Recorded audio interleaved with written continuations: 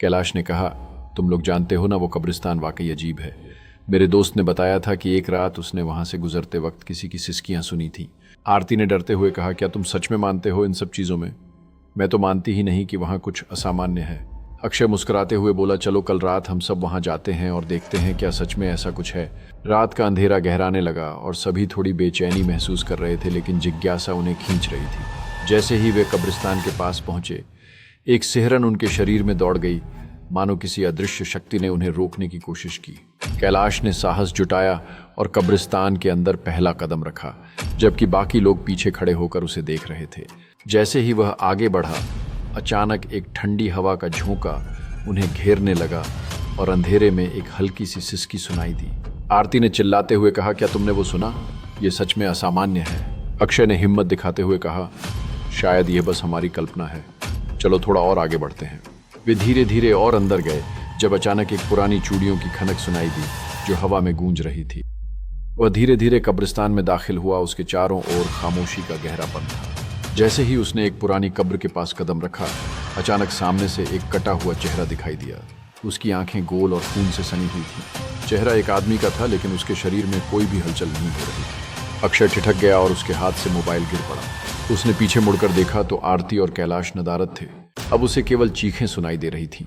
ये चीखें जैसे उसे बुला रही थीं, और फिर उसकी आंखों के सामने वह चेहरा और भी पास आ गया। अक्षय ने अपनी सांस रोकी। उसके दिल की धड़कनें तेज हो गईं। उसने समझ लिया कि वह अकेला नहीं था, वह इस डरावनी दुनिया का हिस्सा बन चुका था। हर एक चीख में उसके अतीत की गूंज सुनाई दे रही थी, जैसे कोई पुरानी कहानी फिर से जीवित हो उठी हो। अक्षय को एहसास हुआ कि उसे इस रहस्य का सामना करना ही होगा, वरना वह कभी भी मुक्त नहीं होगा। उसने एक कदम आगे बढ़ाया, अपने भीतर की डर को चुनौती देने का साहस जुटाया। जैसे ही वह उस भयानक चेहरे के सामने पहुंचा, उसकी आवाज में एक अनजानी शक्ति थी। तुम कौन हो? उसने गहराई से पूछा। उसकी आवाज में ट्रेमर और जिज्ञासा दोनों थे। मैं तुम्हारे अतीत का एक अंश हूं, चेहरा बोला। उसकी आवाज में एक गूंज थी जैसे सदियों पुरानी। तुम भी यहाँ हो, अब तुम भी मेरी तरह चीखोगे? वह चेहरे से आवाज आई। अक्षय की सांसें अटकने लगी और वह समझ नहीं पा रहा था कि यह सब सच है या कोई भूतिया खेल, लेकिन उसके पास जवाब नहीं था। उसके बाद एक और भयंकर चीख सुनाई दी और सब कुछ चुप हो गया। अगली सुबह लोग कब्रिस्तान के पास पहुंचे तो पाया कि अक्षय, आरती और कैलाश गायब थे। किसी को यह नहीं समझ आया कि क्या हुआ था, लेकिन वह चीखें अब भी उनके कानों में गूंज रही थीं। संदेह और भय के बीच लोगों ने एक दूसरे का सामना किया। हर किसी की आंखों में अनकही दास्तान थी। फिर एक बुजुर्ग व्यक्ति ने कहा, ये चीखें केवल शुरुआत है, कुछ बुरा होने वाला है। उसकी बातें सुनकर सभी की आंखों में डर और चिंता की लहर दौड़ गई। हमें कुछ करना होगा, वरना ये चीखें हमें भी निगल जाएंगी, एक युवक ने कहा। उन्होंने तय किया कि वे रात के अंधेरे में कब्रिस्तान का सामना करेंगे, सच्चाई का सामना करने के लिए तैयार। जैसे ही वे कब्रिस्तान के द्वार पर पहुंचे, एक ठंडी हवा ने उन्हें झकझोर दिया, जैसे कि कोई अदृश्य शक्ति उन्हें रोकना चाहती हो।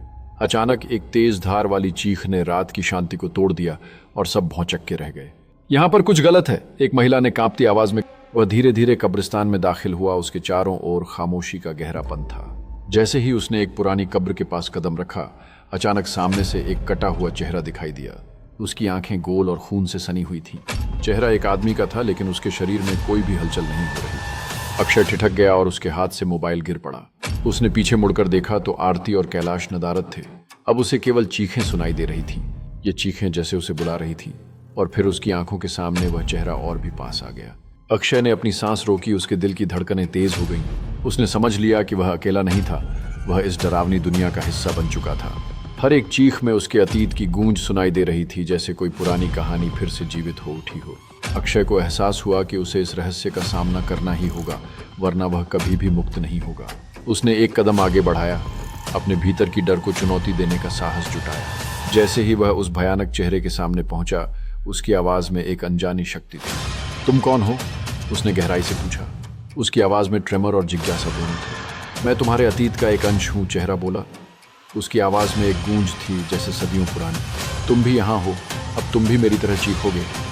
वह चेहरे से आवाज आई। अक्षय की सांसें अटकने लगी और वह समझ नहीं पा रहा था कि यह सब सच है या कोई भूतिया खेल, लेकिन उसके पास जवाब नहीं था।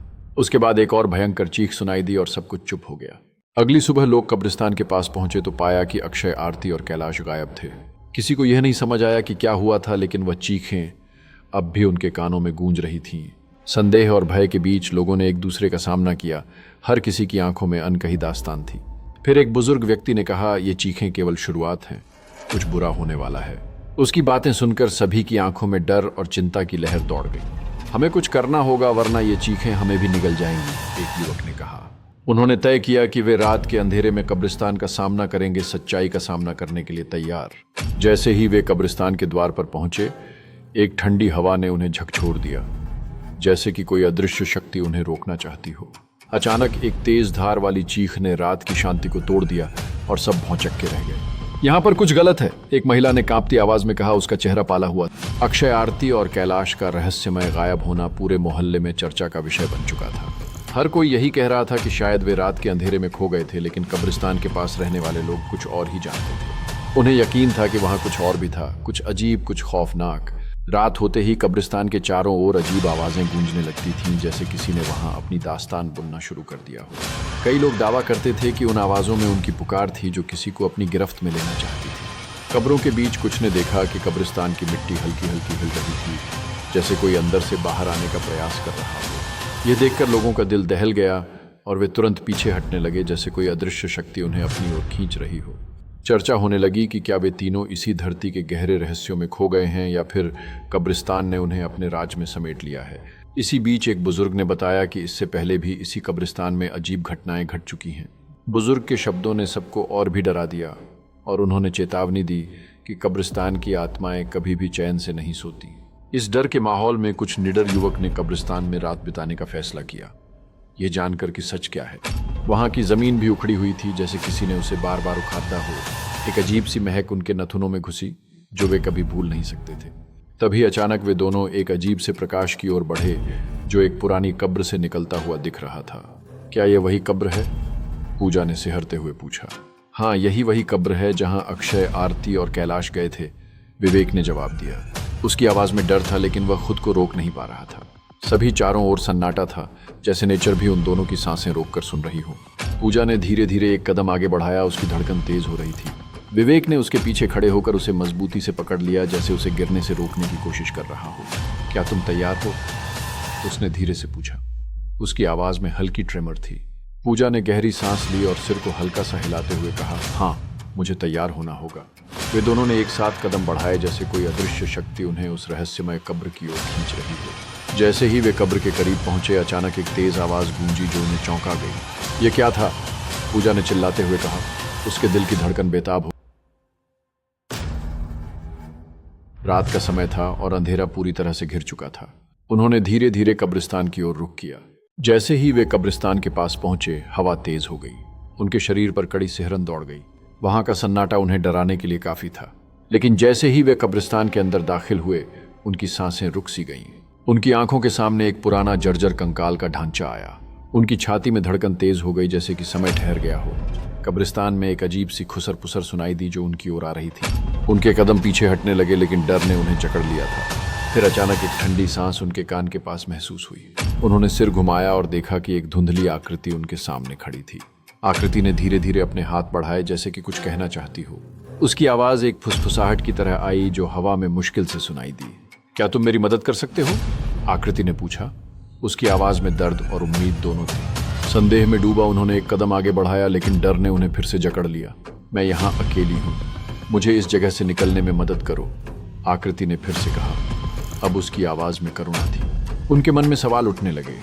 क्या यह सच था या फिर एक धूर्तता? वहां की जमीन भी उखड़ी हुई थी, जैसे किसी ने उसे बार बार उखाड़ा हो। एक अजीब सी महक उनके नथुनों में घुसी, जो वे कभी भूल नहीं सकते। तभी अचानक वे दोनों एक अजीब से प्रकाश की ओर बढ़े, जो एक पुरानी कब्र से निकलता हुआ दिख रहा था। क्या यह वही कब्र है? पूजा ने सिहरते हुए पूछा। हाँ, यही वही कब्र है जहां अक्षय, आरती और कैलाश गए थे, विवेक ने जवाब दिया। उसकी आवाज में डर था, लेकिन वह खुद को रोक नहीं पा रहा था। सभी चारों ओर सन्नाटा था, जैसे नेचर भी उन दोनों की सांसें रोककर सुन रही हो। पूजा ने धीरे धीरे एक कदम आगे बढ़ाया, उसकी धड़कन तेज हो रही थी। विवेक ने उसके पीछे खड़े होकर उसे मजबूती से पकड़ लिया, जैसे उसे गिरने से रोकने की कोशिश कर रहा हो। क्या तुम तैयार हो? उसने धीरे से पूछा। उसकी आवाज में हल्की ट्रेमर थी। पूजा ने गहरी सांस ली और सिर को हल्का सा हिलाते हुए कहा, हाँ, मुझे तैयार होना होगा। वे दोनों ने एक साथ कदम बढ़ाए, जैसे कोई अदृश्य शक्ति उन्हें उस रहस्यमय कब्र की ओर खींच रही हो। जैसे ही वे कब्र के करीब पहुंचे, अचानक एक तेज आवाज गूंजी जो उन्हें चौंका गई। ये क्या था? पूजा ने चिल्लाते हुए कहा।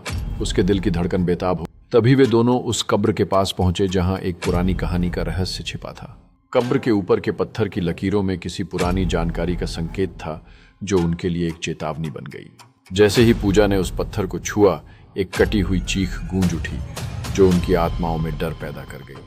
ये वही चीख थी जो कुछ दिन पहले तीनों दोस्तों ने सुनकर अपने मन में अनजानी दहशत भर ली थी। पूजा और विवेक ने डरते हुए इधर उधर देखा, लेकिन आसपास की चुप्पी उनकी घबराहट को और बढ़ा रही थी। अचानक कब्र से एक भूखी आत्मा के मुंह जैसी शक्ल उभरी जिसने उन्हें स्थिर कर दिया। उसकी आंखों में गुस्सा और दर्द था, जैसे उसने वर्षों की यातना को सहा हो। पूजा और विवेक ने बिना कोई शब्द कहे उस अनजान आत्मा की कहानी जानने की जिज्ञासा महसूस की। वे धीरे धीरे उस आत्मा की ओर बढ़े, जैसे किसी गहरे रहस्य को उजागर करने का साहस जुटा रहे हैं। जैसे ही वे करीब पहुंचे, आत्मा ने एक दर्द भरी कहानी सुनाना शुरू किया जिसमें उसके खोए हुए समय की दास्तान थी। उसकी आवाज में एक रहस्य था जो उन्हें अपने अतीत से जोड़ रहा था, जैसे वो किसी खोई हुई याद को फिर से जी रहे हों। तुम लोग क्यों आए हो? आत्मा ने फुसफुसाते हुए कहा। विवेक घबराते हुए बोला, हम सिर्फ यह जानने आए थे कि क्या हुआ था उन 3 दोस्तों को। क्या तुमने उन्हें देखा था? आत्मा ने जोर से चीखते हुए कहा, तुम भी मेरी तरह फंसे रहोगे, यहीं रहोगे। अब तुम मेरी दुआ से बच नहीं सकते। विवेक की धड़कनें तेज हो गईं। उसने अपने दोस्तों की ओर देखा। उनकी आंखों में घबराहट और आशंका साफ थी। क्या तुम सच में हमें यहाँ रोकना चाहती हो? उसने हिम्मत जुटाते हुए पूछा। उसकी आवाज कांप रही थी। आत्मा ने काले बादलों की तरह अपने चारों ओर घेर लिया। उसके चेहरे पर एक खौफनाक मुस्कान थी। तुम्हें यहाँ रहना होगा क्योंकि यह तुम्हारी किस्मत का लेखा है, आत्मा ने घोषणा की जैसे समय ठहर गया हो। विवेक ने हिम्मत नहीं हारने का फैसला किया। उसने कहा, हम अपनी किस्मत खुद बना सकते हैं। आत्मा ने उसकी बात पर हंसते हुए कहा, तुम्हारी कोशिशें व्यर्थ हैं। यहाँ कोई भी अपना रास्ता नहीं बदल सकता। हम सब मिलकर लड़ेंगे, हम हार नहीं मानेंगे, विवेक ने जोर देकर कहा।